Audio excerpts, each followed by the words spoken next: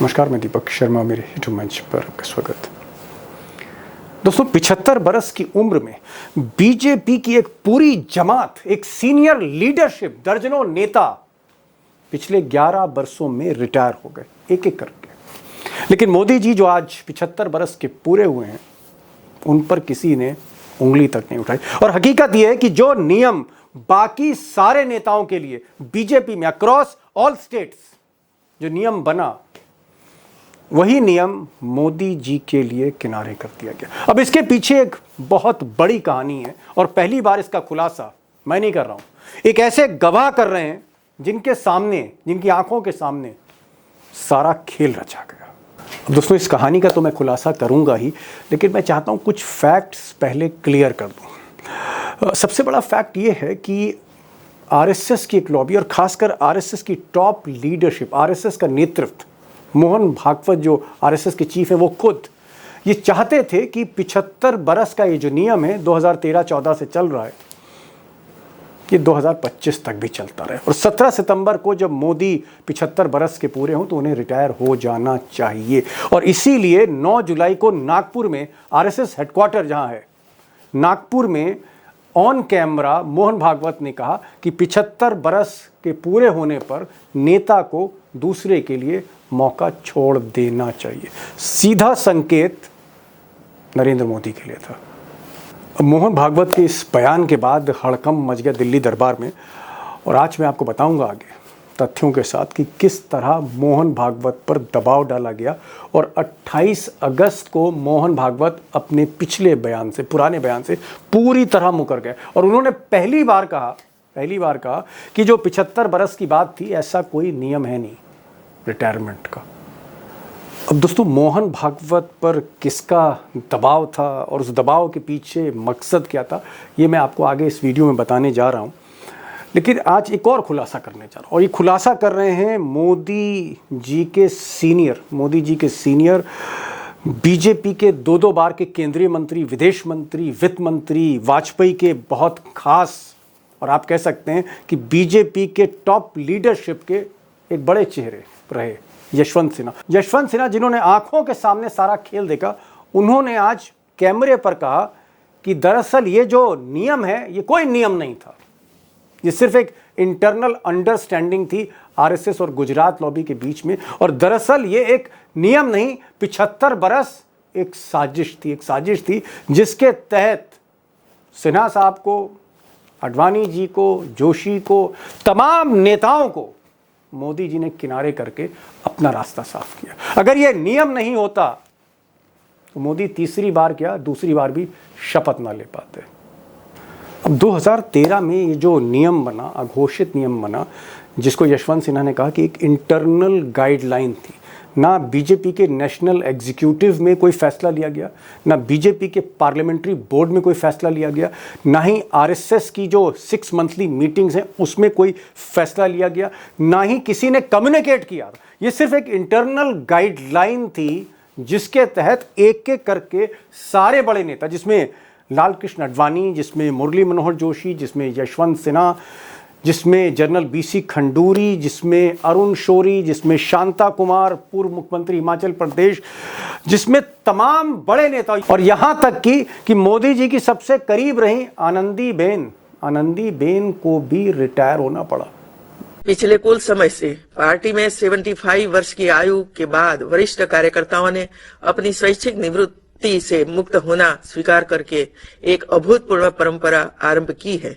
अब यशवंत सिन्हा का कहना है कि इस अघोषित नियम से कुछ नेताओं को, बीजेपी के कुछ सीनियर लीडर्स को इतना गहरा धक्का लगा कि वो उस दुनिया से ही चल बसे। मिसाल के तौर पर ये तस्वीर देखिए, हुकुम सिंह की तस्वीर। हुकुम सिंह उत्तर प्रदेश के बड़े नेता, कैराना से जीतकर ये 2014 में बतौर सांसद लोकसभा में पहुंचे और वहां पर इनका मंत्री बनना तय था। लेकिन उस वक्त इनकी जो उम्र थी वो 75 पार कर चुकी थी, और इसीलिए इनको अचानक कम्युनिकेट किया गया कि क्योंकि ये नियम बन चुका है इसलिए आप शपथ नहीं ले पाएंगे। उसके बाद हुकुम सिंह अलग थलग पड़ गए, और सच्चाई है कि कुछ बरस बाद उन्होंने दुनिया छोड़ दी। बड़ी खबर पर तो आ रहा हूँ, लेकिन एक और मिसाल देना चाहता हूँ।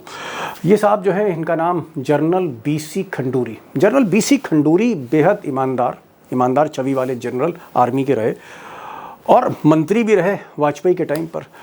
उत्तराखंड के मुख्यमंत्री भी रहे, चीफ मिनिस्टर रहे, एडमिनिस्ट्रेशन अच्छा था। इनको टिकट दिया पार्टी ने, ये जीत कर आए उत्तराखंड से और इनका कैबिनेट मिनिस्टर बनना पूरी तरह से आप कह सकते हैं तय था। लेकिन इनकी उम्र 79 ईयर्स थी तब 2014 में, और इनको भी कम्युनिकेट किया गया कि आप शपथ नहीं ले पाएंगे। और उसके बाद जनरल साहब धीरे धीरे हाशिए पर आते चले गए। अब यशवंत सिन्हा मानते हैं कि मोदी का जो सबसे बड़ा गेम है इस 11 बरस में, सबकी अलग अलग राय हो सकती है, लेकिन वो सबसे बड़ा गेम ये 75 बरस का नियम मानते हैं, जो नियम दरअसल कहीं था ही नहीं, ना किसी डॉक्यूमेंट पर लिखा था, ना ही किसी मीटिंग में उसका फैसला हुआ था, ना ही उसको ऑफिशियली कभी कम्युनिकेट किया किसी सीनियर ऑफिस बियर ने, बीजेपी के आरएसएस ने। और यही गेम यशवंत सिन्हा कहते हैं, इसी गेम के रूल्स 2025 28 अगस्त को मोदी जी ने खुद बदलवा दिए मोहन भागवत के जरिए। I never said that I will retire or someone should retire. अब दोस्तों, मैं चाहूँगा कि आज के इस इंटरव्यू को आप बहुत गौर से सुनिए, क्योंकि ये एक ऐसा इंटरव्यू है जहाँ पर चश्मदीद यशवंत सिन्हा एक चश्मदीद है, जिनकी आंखों के सामने सारा खेल हो रहा था उस वक्त 2013 में, 14 में और उसके बाद।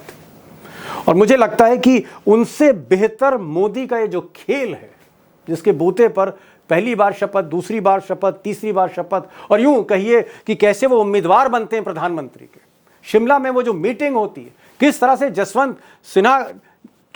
जसवंत सिंह को किनारे किया जाता है और बाद में मुरली मनोहर जोशी और अडवाणी को किनारे किया जाता है। यशवंत सिन्हा कहते हैं दूध की मक्खी की तरह एक एक करके सारे नेता फेंके गए। सिन्हा साहब से बेहतर कोई बता नहीं पाएगा, और इतना बेखौफ होकर शायद ही आज की तारीख में कोई बोल पाए। सिन्हा साहब, मेरा सवाल ये है कि 75 बरस का ये जो, जिसे हम सो कॉल्ड रूल कहते हैं, एक तरह का नियम कहते हैं, एक तरह की गाइडलाइन कहते हैं, हमने देखा कि 2014 में इसी नियम के तहत उप प्रधानमंत्री, उस वक्त पूर्व उप प्रधानमंत्री लाल कृष्ण आडवाणी, उनको हटा दिया गया, मुरली मनोहर जोशी को हटा दिया गया, आप खुद ही किनारे हो गए, जसवंत सिन्हा भी कहीं ना कहीं उनकी बलि चढ़ गई। उसके अलावा हम देखते हैं बीसी खंडूरी, पूर्व मुख्यमंत्री, बड़े कद्दावर नेता, बड़े ईमानदार नेता, वो उसी वक्त 75 बरस क्रॉस कर रहे थे, उनको भी किनारे कर दिया गया। हमने देखा कि साहब Shanta Kumar, senior leader, former chief minister Himachal Pradesh, Vajpayee सरकार में मंत्री, उनको भी मंत्री नहीं बनाया गया। एक लंबी लिस्ट है, बहुत लंबी लिस्ट है, और एक एक करके आप लोगों को किनारे करता, मतलब किया जाता रहा। मतलब एक दिन यशवंत सिन्हा जी खुद किनारे हो गए, फिर देखा हमने कि जसवंत सिंह को किनारे लगा दिया गया, फिर पता चला अरुण शौरी भी कहीं गायब हो गए, फिर शांता कुमार जीत कर आए, बीसी खंडूरी जीत के आए, हुकुम सिंह जीत के आए, हुकुम देव नारायण सिंह यादव जीत के, जो जीत के भी आ रहा था 2014 में, मोदी उसको किनारे कर रहे थे। मैं पूछना आपसे ये चाह रहा हूं, क्योंकि आज बड़ा इंपॉर्टेंट डेट है, आज 17 सितंबर है, मोदी जी 75 बरस के हो रहे हैं। क्या वाकई 75 बरस का बहाना बना के आपके जितने कलीग थे, आपके जितने साथी थे, सब के सब एक तलवार से अलग किए गए? क्या ये वाकई फैक्ट है, भले नियम हो या ना हो? इतिहास इस बात का गवाह है कि जब कोई नया व्यक्ति सत्ता में आता है तो पुरानों को वो किनारे लगा देता है। मुगलिया काल में हमने देखा कि लोग उनको मार ही देते थे। उसके पहले भी आपको याद होगा कि जब अशोक ने सत्ता संभाली पाटलिपुत्र में, तो अशोक उसके द ग्रेट, पहले उन्होंने, अशोका द ग्रेट, तो जी, उन्होंने, लोग कहते हैं कि 99 भाइयों को मारकर एक कुएं में डाल दिया पटने में, जिसका नाम आज भी वो कुआं है, उसका नाम है अगम कुआं, क्योंकि उसकी सतह नीचे कहाँ है ये किसी को नहीं पता चला। तो सत्ता की ये लड़ाई पुरानी है। और मोदी जी जब ये घोषित हो गया 2013 में किसी वक्त किसी महीने में कि मोदी जी भारतीय जनता पार्टी के प्रधानमंत्री के उम्मीदवार होंगे, उसके बाद मोदी जी को एक तरह से मोदी जी बीजेपी के सर्वे सर्वा नेता बन गए। राजनाथ सिंह उस समय पार्टी के अध्यक्ष हुआ करते थे। मुझे याद है कि रांची में एक विशाल जनसभा हुई जिसमें मोदी जी भी थे और राजनाथ सिंह भी थे।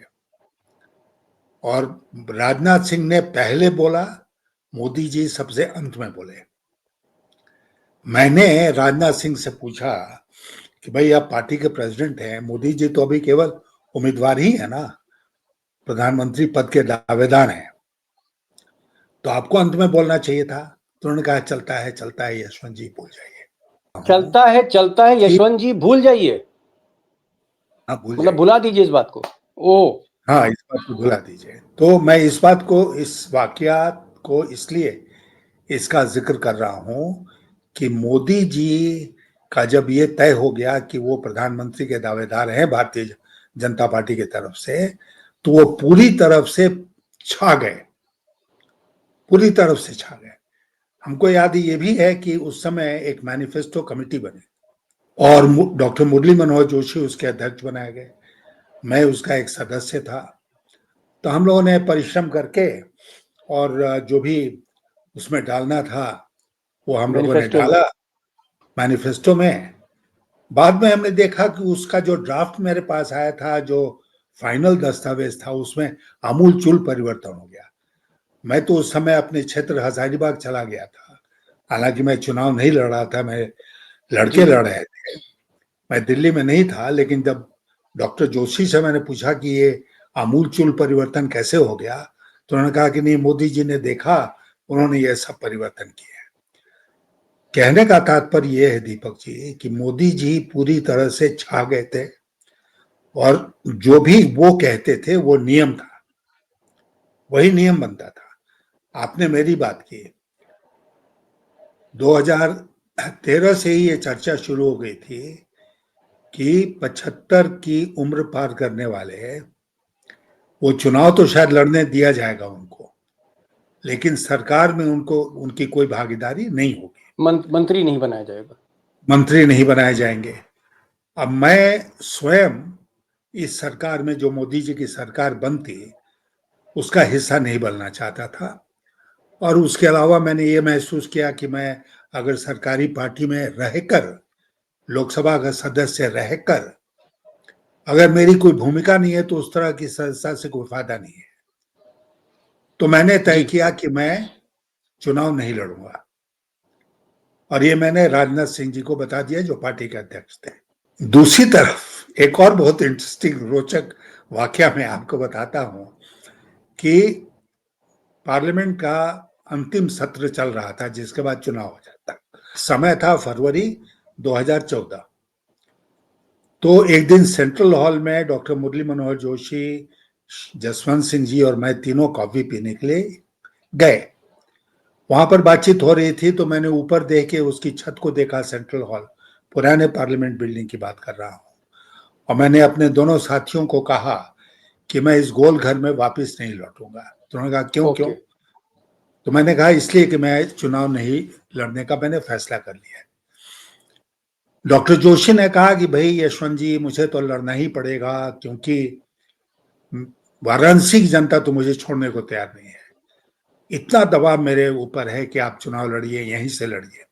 आप जानते हैं कि हश्र क्या हुआ? जी हाँ, वहां मोदी से जी ने उनको वाराणसी से हटा के उनको कानपुर कर दिया, जोशी जी को। हाँ, क्योंकि मोदी जी स्वयं वाराणसी से चुनाव लड़ना चाहते थे। जसवंत सिंह जी का तो उससे ही बुरा हश्र हुआ, उनको तो टिकट ही नहीं मिला, क्योंकि एक पुरानी अदावत थी मोदी जी में और जसवंत सिंह जी में। लेकिन बनती नहीं थी दोनों में, बनती नहीं थी दोनों में। और जसवंत सिंह ने जिन्ना के ऊपर एक किताब लिख दी थी, जिसके बाद उनको पार्टी से निलंबित कर दिया गया था। बहुत बहुत कारनामा हुआ बाद में। लेकिन खैर, पार्टी में जब निलंबित किया गया या पार्टी से हटाया गया, तो क्या उसमें गुजरात लॉबी की भूमिका थी? मतलब मोदी जी की कोई भूमिका थी गुजरात उसमें? लॉबी की नहीं, मोदी जी की भूमिका थी। अच्छा, उनको हटाने में। शिमला में, हाँ, शिमला में एक चिंतन बैठक हुई जिसमें जसवंत सिंह भी गए थे और मोदी जी भी गए थे। वहां पर मोदी जी ने कहा कि जसवंत सिंह ने जो किताब लिखी है उसमें जो विचार व्यक्त किए हैं उसके बाद मेरे लिए यहाँ से गुजरात लौट के जाना संभव नहीं है। वहां पर इतनी इस बात को लेकर रोष है जसवंत सिंह के खिलाफ, और वहीं पर पार्टी के नेतृत्व ने तय किया कि जसवंत सिंह को निलंबित कर दिया जाए। फिर 2014 के चुनाव में उनको टिकट भी नहीं मिला। किसको टिकट दिया? भारतीय जनता पार्टी ने, जो कांग्रेस पार्टी से उनके खिलाफ चुनाव लड़ा करता था। वो जसवंत सिंह बेचारे स्वतंत्र उम्मीदवार बनकर चुनाव लड़े, 4 लाख वोट लाए, लेकिन फिर भी वो चुनाव हार गए।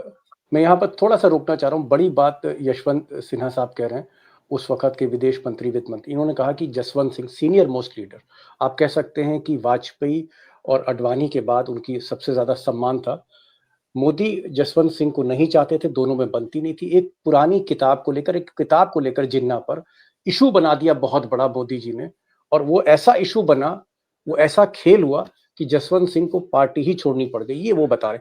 मैं एक चीज जानना चाह रहा था, ठीक है, आपको भी प्रेशराइज हुए और आपको लगा भाई 75 बरस की उम्र है, चर्चा हो रही है, अपमान होगा, मंत्री बनाएंगे नहीं। आप वित्त मंत्री, विदेश मंत्री रहे, इतने सीनियर मोस्ट। मोदी आपके दफ्तर के बाहर बैठा करते थे, सोचिए आप जब आप वित्त मंत्री होंगे।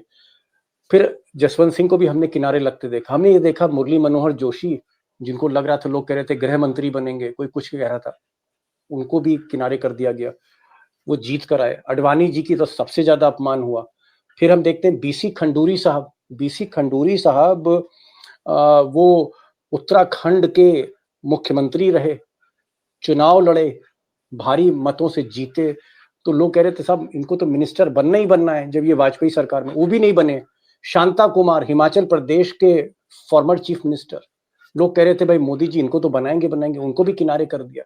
मैं ये जानना चाह रहा हूं कि क्या आप लोगों को, क्योंकि आप अडवाणी जी, जोशी जी, शांता कुमार, अरुण शौरी, आप लोग पार्टी तो आप लोग चला रहे थे, क्या किसी ने आपको, मोहन भागवत ने फोन किया आपको कि भाई देखिए सिन्हा साहब 75 बरस का हम लोग जो है एक पैमाना मान रहे हैं, या अमित शाह ने फोन किया, या मोदी जी ने फोन किया, या राजनाथ ने फोन किया, किसी ने आपको फोन करके आपके किसी मित्र को फोन किया कि भाई 75 बरस का कुछ है, या ये सब कुछ मामला सिर्फ हवा में चल रहा था, घूम घूम के अखबारों के जरिए बताया जा रहा था? किसी को फोन नहीं किया, न पार्टी के किसी फोरम में। देखिए, पार्टी के 2 ही फोरम थे जहां पर कि ये चर्चा होके ये नियम बनाया जा सकता था।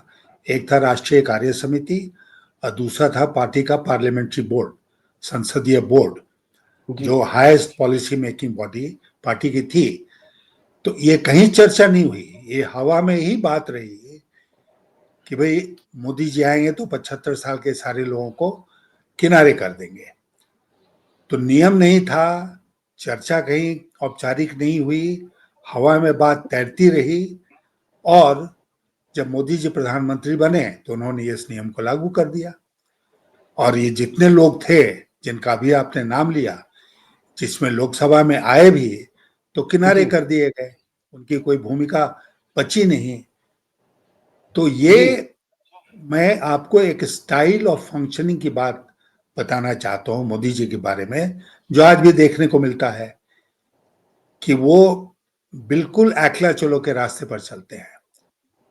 मुझे किसी के सहयोग की जरूरत नहीं है, मैं जो चाहूंगा वही होगा, वही करूंगा, और उन्होंने ये किया। जी, एक प्रसंग और, आपसे बहुत जूनियर रहे, आप जानते होंगे एक जमाने में उत्तर प्रदेश में बहुत बड़ा कथा, हुकुम सिंह, कैराना मुजफ्फरनगर। हुकुम सिंह चुनाव जीत कर आए, और क्योंकि कई बार के मंत्री थे उत्तर प्रदेश में, उनकी तूती बोलती थी, लोगों ने कहा भाई आपको तो बनना ही बनना है पश्चिमी उत्तर प्रदेश से। उनको भी नहीं बनाया क्योंकि वो भी 75 साल के आसपास थे या ऊपर थे, और उनको तो इतना बड़ा सदमा लगा कि वो इस दुनिया से ही चल बसे। मैं ये कह रहा हूं कि चाहे हुकुम सिंह हो, या हुकुमदेव नारायण यादव हो, या फिर शांता कुमार हो, या एक लंबी लिस्ट बीसी खंडूरी वगैरह की है, मुझे यशवंत जी ये बताइए कि लोगों की बलि चढ़ रही थी, बड़े बड़े नेताओं की बलि चढ़ाई जा रही थी 75 बरस पे, और कोई नियम नहीं था। आप लोगों ने कभी पूछा नहीं कि भाई आप 75 बरस का जो नियम पे निकाल रहे हो, ये जो बलि चढ़ रही है, कहीं कागज दिखाओ, कोई मतलब कुछ, कोई इस तरह का कोई नियम हो, अघोषित नियम हो, मोहन भागवत या मोदी ने आपको कहीं कम्युनिकेट किया? अगर कोई नियम नहीं था तो क्या ये एक कोरी साजिश थी कि मोदी जी सीनियर लोगों को किनारे करके अपने हाथ में सारी बागडोर लेना चाह रहे थे? क्या आपको ये साजिश लगती है, छल था ये? मैं मानता हूं कि ये साजिश कह लीजिए, छल कह लीजिए, जो भी कह लीजिए, लेकिन मोदी जी ने एक तरीका ढूंढा कि जितने लोग उनसे सीनियर थे और जिनको सरकार में लेने से एक स्वतंत्र आवाज वो मोदी जी सुन सकते थे, उन सबको उन्होंने किनारे इसलिए कर दिया क्योंकि वो एक छत्र राज्य चलाना चाहते थे। बिल्कुल जो उनके मन में था वही करना चाहते थे। और जैसा कि बाद में सरकार चलने के दरमियान हमने देखा, पार्टी चलने के दरमियान हमने देखा, फिर उसके बाद आज भी देख रहे हैं कि जो मोदी जी चाहते हैं वही नियम है, चाहे वो नियम घोषित हो या अघोषित हो, और पार्टी सारी उसी पर चल पड़ती है, संघ भी उसका विरोध नहीं कर पाता है। जी, एक थोड़ा सा नाजुक सवाल, बड़ा सेंसिटिव सवाल पूछ रहा हूं क्योंकि आप पार्टी से जुड़े रहे बरसों बरस। मोहन भागवत ने जुलाई के महीने में, मतलब 2 महीने पहले, जुलाई के महीने में मोहन भागवत ने कहा कि 75 बरस का जब आदमी हो जाता है, नेता हो जाता है, उसके कंधे पे शॉल उड़ा दी जाती है, तो उसको वहां से फिर अब आगे बढ़ जाना चाहिए, मतलब रिटायर हो जाना चाहिए, ये उन्होंने कहा। और तब से ये चर्चा बढ़ी कि मोदी जी पर प्रेशर है, शायद मोदी जी रिटायर हो जाएंगे। लेकिन हमने देखा कि 28 अगस्त यानी ठीक 1.25 महीने बाद बकायदा सवाल पूछवाया गया विज्ञान भवन दिल्ली में मोहन भागवत से, और मोहन भागवत ने कहा कि नहीं नहीं, वो तो मैं ऐसे ही कह रहा था, मेरा मतलब ये बिल्कुल नहीं था कि 75 बरस में कोई रिटायर हो जाए। तो मोहन भागवत 2014 में 75 बरस पर एक गाइडलाइन दे रहे हैं इनफॉर्मल। मोहन भागवत विज्ञान भवन में कह रहे हैं कि हाँ भाई 75 बरस में रिटायर हो जाना चाहिए, और मोदी जी जब रिटायर होने की उनकी तारीख क्लोज आ रही है तो अचानक मोहन भागवत कहते हैं कि नहीं नहीं, 75 बरस में कोई रिटायरमेंट की बात मैंने नहीं कही, मुझे गलत समझा गया। क्या आपको लगता है कि गुजरात लॉबी ने एक प्रेशर डाला मोहन भागवत पर, ये जानबूझ के सवाल पूछवाया गया और जानबूझ के ये जवाब उन्होंने दिया, प्रेशर में दिया? एक उसको उस कड़ी को कंप्लीट इस तरह कर देना चाहिए था आपको कि उसके बाद मोदी जी ने सारे अखबारों में एक लेख लिखकर मोहन भागवत जी की बेहद तारीफ करी। तो एक तरफ मोहन भागवत जी ऐसा बोलते हैं, दूसरी तरफ मोदी जी उनके तारीफ करते उनकी हैं पहली बार। तारीफ में कसीदे पढ़ते हैं, और एक मिली भगत इसमें साफ नजर आती है। मुझे लगता है कि मोहन भागवत जी को स्पष्ट ये बता दिया गया कि कोई 75 साल का नियम हम पर लागू नहीं है। अगर आपने इस तरह की बात की है तो आप उसको भूल जाइए, ना आपके ऊपर लागू होगा ना हमारे ऊपर लागू होगा। और दोनों इसी महीने में 75 वर्ष दोनों के हो गए मोदी जी के आज, तो किसी के ऊपर लागू नहीं हुआ। तो नियम जो बनते हैं वो कमजोर लोगों के ऊपर बनाए जाते हैं, लागू किए जाते हैं। जो नियमों के ऊपर है उस पर कैसे लागू हो सकता है? मोहन भागवत जी नियमों के ऊपर है तो वो नहीं रिटायर होंगे, मोदी जी नियमों के ऊपर हैं वो नहीं रिटायर होंगे, लेकिन हमारे जैसे लोग कहीं और का रास्ता पकड़ेंगे। एक और छोटा सा एग्जाम्पल मैं आपके सामने रखना चाह रहा हूं, और आप बहुत भली भांति उनसे परिचित होंगे। कलराज मिश्रा, बड़े नामवर नेता उत्तर प्रदेश के पार्टी के अध्यक्ष रहे, और मोदी जी ने तो कहा था, उनकी भाषण में सुन रहा था, देवरिया में भाषण दिया था कि मैं तो चाय पिलाता था, इनको चाय पिलाता था कलराज मिश्रा को। कलराज मिश्रा 2014 में जीत कर आए उत्तर प्रदेश से, सांसद थे, उनको मंत्री बनाया गया, एमएसएमई का मिनिस्टर बनाया गया, उनको कैबिनेट मिनिस्टर बनाया गया। उस वक्त उनकी उम्र यशवंत जी 73 साल थी। जैसे ही 2 साल बाद वो 75 बरस के हुए, उनको भी कुर्सी से उतार दिया गया, जैसे दूध से मक्खी फेंकी जाती है। तो यहां भी 75 बरस आ गया।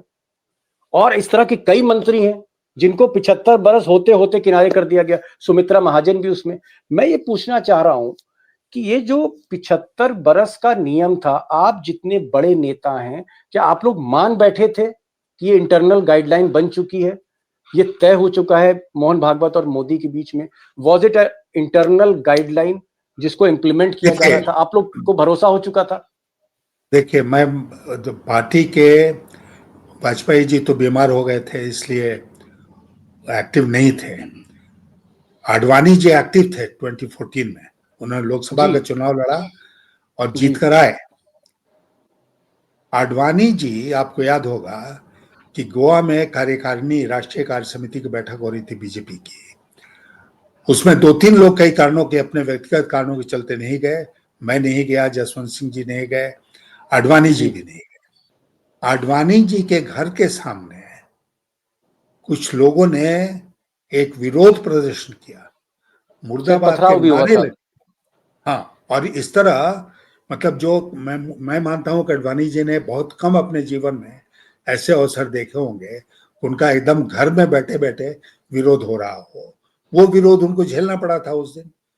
ये क्या आप जानते हैं कि स्वतः हो गया? नहीं, इसलिए हुआ क्योंकि कुछ भक्तों का मानना था कि आडवाणी जी इसलिए नहीं गए गोवा क्योंकि वो मोदी के पक्ष में नहीं थे कि मोदी को प्रधानमंत्री का उम्मीदवार बनाया जाए। उसके बाद आपने देखा कि आडवाणी जी को कैसे किनारे कर दिया गया। हम लोग सब जी बहुत छोटी मछलियां थे ना आडवाणी जी की तुलना में। वो तो भाजपा को बनाने में आडवाणी जी का जो रोल है वो कोई भूल नहीं जी जी सकता है। 2 से जी कहां तक लाए वो। तो नहीं मैं आपसे यही कह जी रहा था कि आडवाणी जी को भी किनारे कर दिया गया। सारी जनता उम्मीद लगाए बैठी थी कि जब मौका आएगा राष्ट्रपति बनाने का तो आडवाणी जी को राष्ट्रपति का पद का उम्मीदवार बनाया जाएगा। नहीं बनाया गया। आडवाणी जी के परिवार से किसी को आगे करके किसी पार्लियामेंट के सीट में, राज्यसभा में, लोकसभा में नहीं भेजा जी गया। तो ये था कि भाई इतिहास में अनेक उदाहरण हैं दीपक जी, जिसमें ये साफ होता है कि जिस सीढ़ी से चढ़कर व्यक्ति ऊपर पहुंचता है, सबसे पहले उस सीढ़ी को लात मारता है। वही हम लोगों ने देखा अडवाणी जी आडवाणी जी एक के चीज में, केस में। जैसे आप अडवाणी जी के करीब थे, वाजपेयी के करीब थे। चलिए वाजपेयी जी तो अस्वस्थ थे, तबीयत उनकी नासाज थी, बात भी नहीं करते थे किसी से। अडवाणी से या जोशी से या बाकी लोगों से आपने पूछा नहीं अडवाणी जी से कि भाई ये 75 बरस का नियम क्या है, और मोदी जी ने सबको किनारे कैसे कर दिया, ये पार्टी को पूरा हाईजैक कर लिया?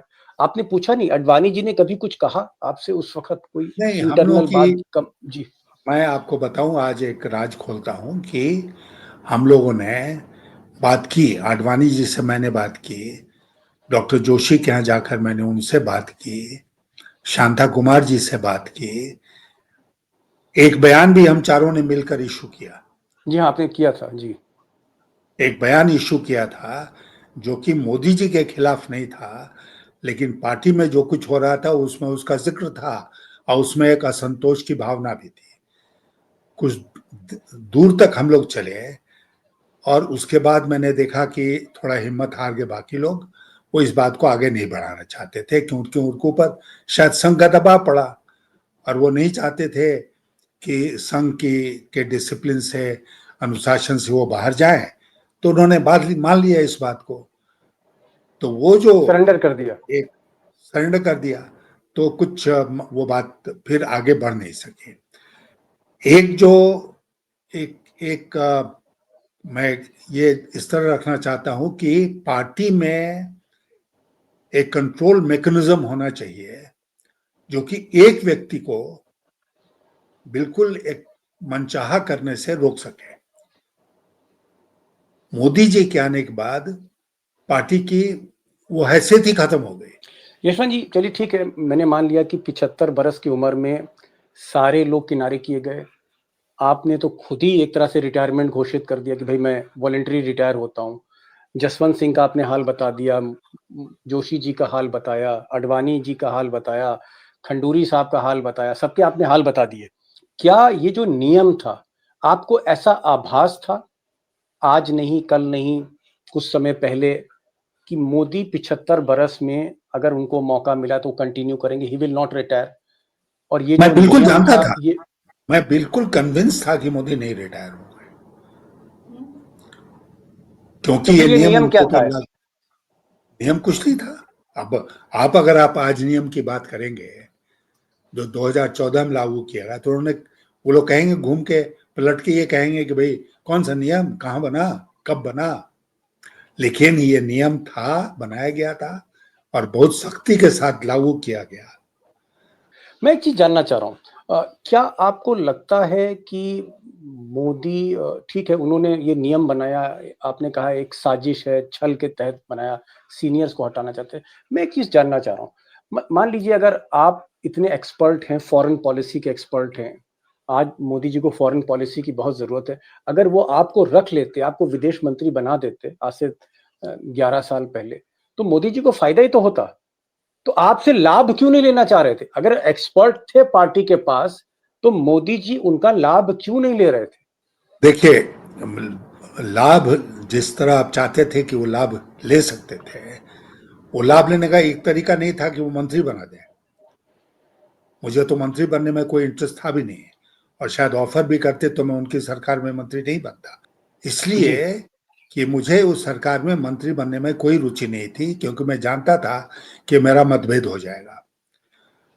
मैं दूसरी बात आपसे कह रहा हूं कि बिना मंत्री बने हुए वो सुझाव ले सकते थे। अगर वो समझते कि भाई वित्त मंत्रालय में आर्थिक नीति को लेकर या विदेश नीति को लेकर मैं कुछ बातें रख सकता हूं सामने, सुझाव दे सकता हूं, तो इनफॉर्मली बुलाकर बात कर सकते थे ना। जी, वो भी नहीं हुआ ना।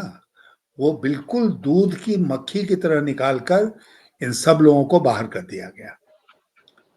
बड़ी बात आप कह रहे मैंने हैं। तो कोई मैंने तो कोई बगावत भी नहीं की। जसवंत सिंह जी तो चुनाव लड़ने गए, हाँ, आगे वो शत्रुघ्न सिन्हा ने दूसरी। बगावत कर दी, बहुत लोगों ने बगावत करी, खुलकर हाँ, करी, अरुण शौरी ने करी। बड़ी बात आपने कहा कि दूध की मक्खी की तरह बाहर कर दिया। एक चीज मुझे, लास्ट क्वेश्चन है और मुझे लगा कि आप इसका बेहतर जवाब दे पाएंगे। मान लीजिए 2029 मोदी जी उस वक्त तकरीबन 80 साल के हो जाएंगे, 79-80 के, 75 पूरे कर लिए। 2029 में मोदी चुनाव जीत जाते हैं, या फिर उसके बाद 2034 में चुनाव जीत जाते हैं, मतलब मोदी 80 साल के हो जाते हैं, मोदी 85 साल के हो जाते हैं, मोदी 90 साल के हो जाते हैं। क्या अगर मौका रहेगा तो कुर्सी नहीं छोड़ेंगे? 90 साल में भी रहेंगे, 85 में भी आज रहेंगे, अगर मौका मुकेश अंबानी का बयान आपके ध्यान से गुजरा? जी हाँ, देखा मैंने मुकेश कि अंबानी, 2047 तक। तो सब लोग कह रहे हैं कि भाई 75 क्या, 80 क्या, 90 क्या, 100, जब तक चाहे वो ओहो, रह सकते। इसलिए, और रह सकते हैं नहीं, रहना चाहिए देश। ये देश हित में होगा कि मोदी जी कंटिन्यू करें और उम्र की कोई बाधा नहीं हो। मैं तो एक कदम, आज उनका जन्मदिन है, बधाई देता हूं, एक कदम आगे बढ़कर मैं ये कहूंगा कि शायद अब हमको ये नियम बना देना चाहिए कि चुनाव ना बेकार हैं, बहुत पैसे खर्च होते हैं और झूठ मूठ का हल्ला गुल्ला होता रहता है, वो खत्म किया जाए। मोदी जी ऐसा पॉपुलर नेता आज तक देश में पैदा हुआ नहीं, न होगा। वो जब तक चाहे तो उनको देश का प्रधानमंत्री बने रहने देना चाहिए। इसमें सारा उद्योग जगत साथ होगा, सारी मीडिया साथ होगी, भारतीय जनता पार्टी साथ होगी, दूसरे दलों के लोग भी साथ होंगे, और एक बहुत बड़ा जनहित में, देश हित में फैसला होगा कि मोदी जी को आजीवन देश का प्रधानमंत्री नियुक्त किया गया है। आजीवन। इसी के साथ मुझे लगता है इससे बड़ी बात नहीं हो सकती। यशवंत सिन्हा कह रहे हैं कि बेहतर ये होगा कि ये जो चुनाव की औपचारिकता है जिस तरह से, उसको भी बंद किया जाए। जब तक मोदी जी चाहें तब तक कुर्सी पर रहें, आजीवन रहें। जब तक सांस है तब तक कुर्सी है, ये वो कह रहे हैं, चाहे वो 90 साल के हों, चाहे वो 95 साल के हों, 100 साल के हों। और क्योंकि मोदी जी के सीनियर हैं तो भाई ये कामना भी कर रहे हैं कि दीर्घायु हो मोदी जी। और जैसा कि मुकेश अंबानी ने दोस्तों आज कहा कि 2047 तक वो चाहते हैं नरेंद्र मोदी प्रधानमंत्री बने। अब 2047 में नरेंद्र मोदी की क्या उम्र होगी दोस्तों, मैं आज आप पे छोड़ता हूँ, आप कैलकुलेट कर लीजिएगा इसको। वैसे भी मोदी जी ने कहा है कि बायोलॉजिकल नहीं है, वो नॉन बायोलॉजिकल, वो पहले भी बोल चुके हैं। सिन्हा साहब आप आए, बड़ी खुलकर बातें हुई, बहुत सी चीजें आपने चौंकाने वाली की, लेकिन लब्बो लुआब आपने जो कहा कि ऐसा कोई नियम नहीं था, ये मोदी जी की गाइडलाइन थी आप लोगों को किनारे करने के लिए, और उन्होंने किनारे किया।